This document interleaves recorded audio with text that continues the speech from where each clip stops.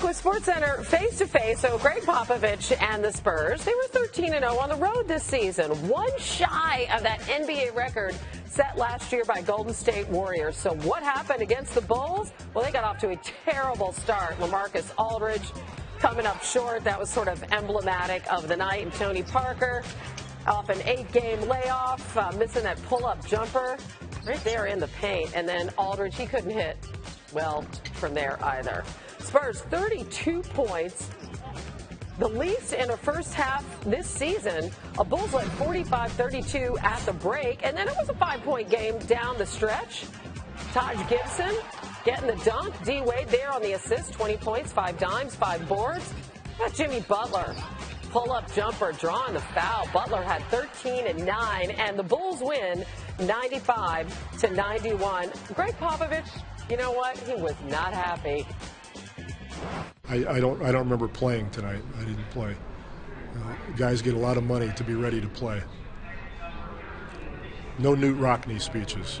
It's your job. If you're a plumber and you don't do your job, you don't get any work. I don't think the plumber needs a pep talk. If the doctor botches operations, he's not a doctor anymore. If you're a basketball player, you come ready. It's called maturity. It's your job. You know, that was only part of it. I mean, if you can, just Google the rest, because it was awesome.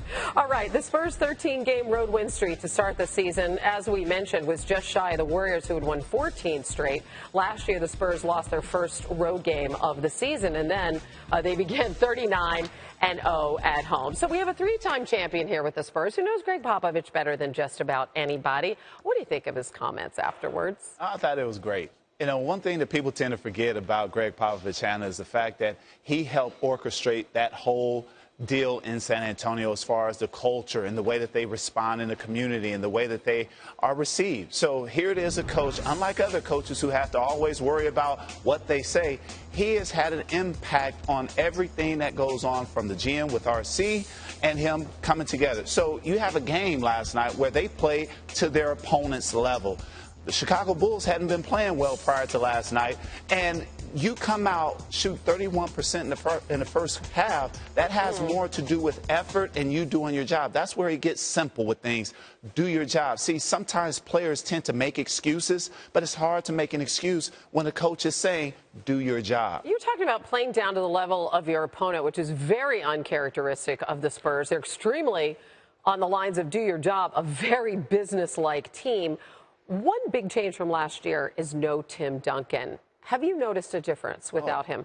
Without a doubt. You have Tim Duncan, who wasn't the most boisterous individual out there, but he was someone that could get guys in the right places at the right time and be able to take on a lot of that pressure of what Pop is trying to convey to each player and allow guys to go to different areas and they become comfortable. Right now, Tony's just coming back after missing 8 games, so you don't have Tony's voice out there. Manu's coming off the bench, and sometimes, unfortunately, players don't respect others that they should like they should. And so with Manu, maybe he might say certain things, and some players are kind of like, yeah, but, you know, I know how to do this as well. No, it's a different way in San Antonio. So you say they're still really looking for that team leader? Well, not or necessarily someone that they will listen to? No, not that they're looking for a team leader. It's just without Tim Duncan, now you see the gaping hole of what he has left. Now it's up to other guys to step up now in that situation. I think Kawhi Leonard is a person that will be that next guy. But it takes time for certain guys because, talk about quiet, Tim was quiet.